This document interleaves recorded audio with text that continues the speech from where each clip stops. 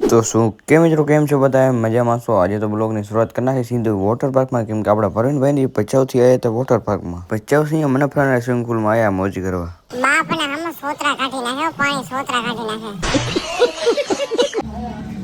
તો હું કે મિત્રો ફાઇનલી આપણે સ્વિમિંગ પુલમાં જ નાવા આવી ગયા. સમજો આવી ગયા નાવા.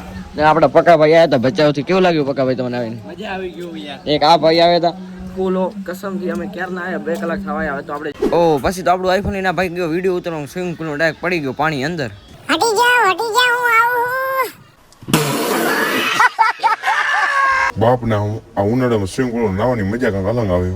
વોટર પાર્કમાં હું તો ભાઈબંધ ભેગું જવાનું, કેમ કે અમે બપોર તું મોજ કરી પણ એક નીકળવાનું બારી નામ નથી લેતા. હું આ લસપટીમાં એકવાર ગયો જ નથી, કેમ કે લસપટીમાં જાય ભેગું ડાયરેક્ટ પાણીમાં ઘા કરતી હતી ને પાણી અંદર શ્વાસ નહોતો આવતો. વિચાર કરો મને. આ બાજુ પરવીનભાઈ નાતા હતો, એક બાજુ હું નાતો હતો ને એક બાજુ આપણા આનાભાઈ નાતા હતા. ઓહો પકા કેવી મજા આવે? બાકી મજા આવે યાર. ખાલી 200 રૂપિયા ટિકિટ. નાવાની ગમે તેમ આખો દી નાવો મોજ કરો મોજ. ક્યાંથી આવ્યા તમે? ક્યાં આવ્યા? ક્યાંથી? ભચાઉથી આવ્યા. ભચાઉથી? હા. હા. આ બે ભાઈની વાતને માન રાખીને આઈફોન પાણીમાં લઈને જવાનું શું થાય આપણે જોઈએ. લઈ જાઉં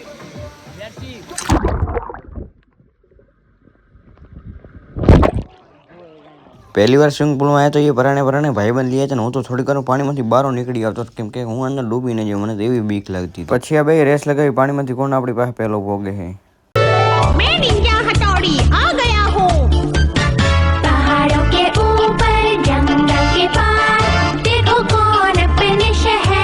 પછી તો બે ભાઈ શરત લગાવી પાણી અંદર કોણ વધારે શ્વાસ રોકી શકે છે.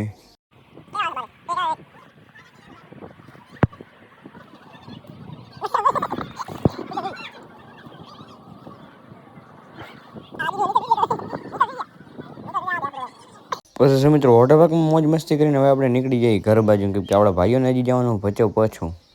ઘરે જઈને ભાઈઓને પાઈ દીધી ચાય ને હવે ભાઈ નીકળવાનું છે ભચાઉ. તો આ બ્લોગ આપણે એન્ડ કરી કાલે મને નવા બ્લોગની સાથે જલ્દી આપણી આઈડીને ફોલો કરતા જાઓ.